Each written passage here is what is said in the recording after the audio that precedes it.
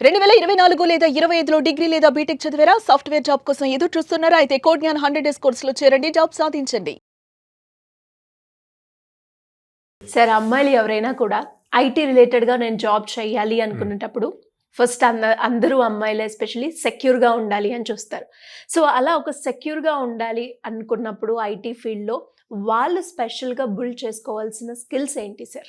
So girls బేసిక్గా girls భయపడతారు, అటు ఫ్యామిలీస్ భయపడుతూ ఉంటాయి. అవును. ఎట్లాగా ఉంటుంది ఏంటి అని, అంటే సొసైటీలో బోత్ జరుగుతూ ఉంటాయి కదా. ట్రూ. సో దాన్ని బేస్ చేసి ఇప్పుడు మనం లైక్ టెక్నికల్ రిలేటెడ్ మాట్లాడితే గర్ల్స్ స్పెసిఫిక్గా జాబ్స్ క్రాక్ చేయాలి ఆర్ జాబ్స్లో ఉన్నప్పుడు ఎలాంటి స్టెప్స్ ఫాలో అవ్వచ్చు ఎట్లాంటివి చూసుకుంటే, నేను స్టెప్ STEP ఈ స్టెప్ అనే వర్డ్ని ఎక్స్ప్లెయిన్ చేస్తాను. Okay. అట్లా సో ఎస్ అంటే స్కిల్ సెక్యూరిటీ ఇంపార్టెంట్ అనమాట. జనరల్గా అంతా ఏమనుకుంటాం, జాబ్ సెక్యూరిటీ అనుకుంటాము. ఇప్పుడు అంతా లే ఆఫ్స్ చూస్తున్నాము. అవునవును. సో ఆ లే ఆఫ్లోకి వెళ్ళకూడదు అంటే గనక మనల్ని కాపాడేది జాబ్ కాదు, స్కిల్.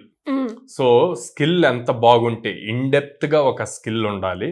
నేను ఎప్పుడూ చెప్తాను, మీరు స్కిల్స్ బిల్డ్ చేసుకునేటప్పుడు T షేప్లో ఉండాలి అని చెప్పి. అంటే వర్టికల్ షేప్లో ఉన్నదంతా ఏమో సింగిల్ స్కిల్ సెట్, అది మీకు ఇన్డెప్త్గా తెలియాలి.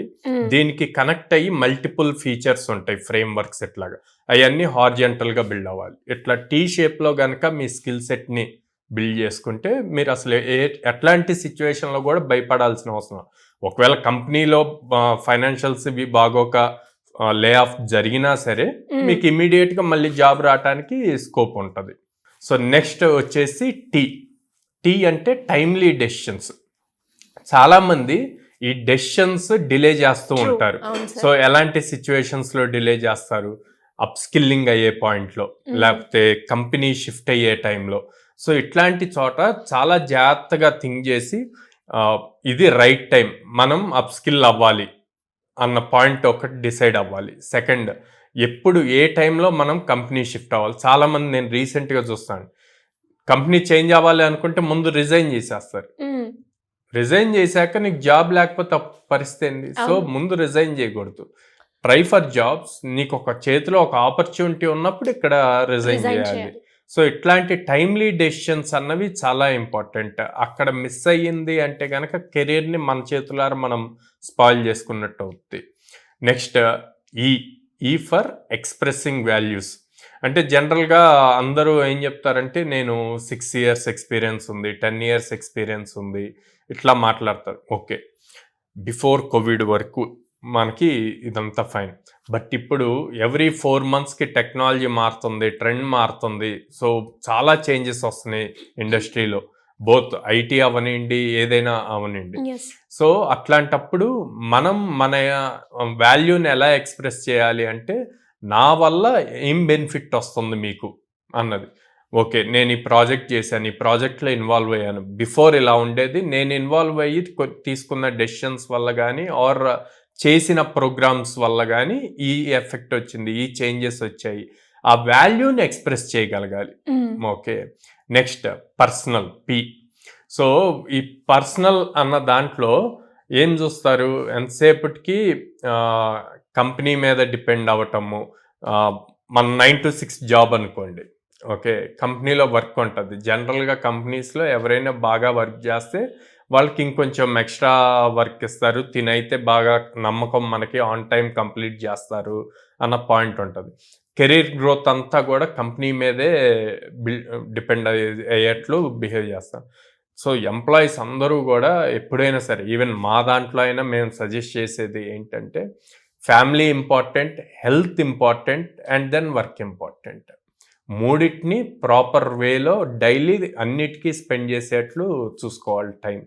అలా కాకుండా ఓన్లీ వర్క్ అనుకుంటే గ్రోత్ ఎప్పుడు రాదు, ఎక్కడో చోట డ్రాప్ చేస్తుంది. అట్ ద సేమ్ టైం మనం ఏం చేయాలి అన్న పర్సనల్గా మన హెల్త్ బాగుండాలి.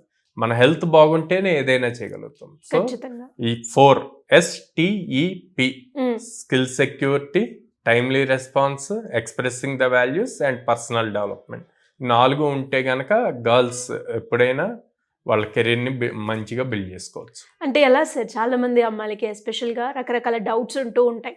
అంటే ఇప్పుడు నా గ్రాడ్యుయేషన్ అయిపోయింది, గ్రాడ్యుయేషన్లోనే నాకు జాబ్ రాలేదు, ఇప్పుడు ఒక కోర్స్ నేర్చుకుంటే కూడా నాకు జాబ్ వస్తుందా అన్న డైలమాలో ఉంటారు. అంటే అదొక డైలమా అయితే, కోర్సులో జాయిన్ అవ్వాలి అంటే నా స్కిల్కి ఏది సెట్ అవుతుంది అనేది ఒక క్వశ్చన్ మార్క్. ఇలా ఎలాంటి డౌట్స్ ఉన్నా కూడా మిమ్మల్ని అప్రోచ్ అయ్యి ఒక కెరియర్ గైడెన్స్ తీసుకోవాలి అనుకునే వాళ్ళు ఎవరైనా కూడా, అమ్మాయిలైనా అబ్బాయిలైనా, ఎలా మిమ్మల్ని అప్రోచ్ అయ్యే ఛాన్స్ ఉందంటారు?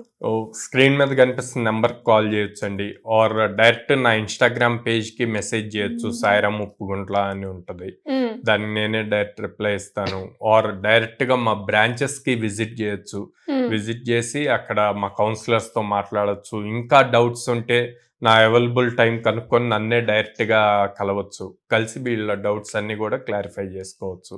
అండ్ మా బ్రాంచెస్కి విజిట్ చేయడానికి లైక్ విజయవాడలో మొగల్రాజ్పురంలో ఉంది, and Hyderabad JNT metro station దగ్గర ఉంది, అండ్ అమీర్పేటలో చెన్నై షాపింగ్ మాల్ ఆపోజిట్లో ఉందన్నమాట. అమ్మాయిల గురించి మాట్లాడుకున్నప్పుడు మనం ఆన్సర్లో కూడా మాట్లాడడం సెక్యూర్ లైఫ్ ఎక్స్పెక్ట్ చేస్తూ ఉంటారు కాబట్టి, సో దానికి సంబంధించి రీసెంట్గా హాస్టల్ కూడా ఉంది అన్నారు. ఏ ఏరియాలో, ఏ బ్రాంచ్ దగ్గర ఉంది సార్? సో విజయవాడ బ్రాంచ్లో విత్ ఇన్ ద క్యాంపస్లోనే మనకి గర్ల్స్కి హాస్టల్ ఫెసిలిటీ ప్రొవైడ్ చేస్తున్నామండి. సో అప్పుడు ఇంకా మోర్ సెక్యూర్డ్ ఉంటారు, అండ్ మోర్ స్టడీస్ మీదే ఫోకస్ చేసి, అప్ స్కిల్లింగ్ మీద ఫోకస్ చేసి జాబ్స్ ఈజీగా క్రాక్ చేయగలుగుతారు.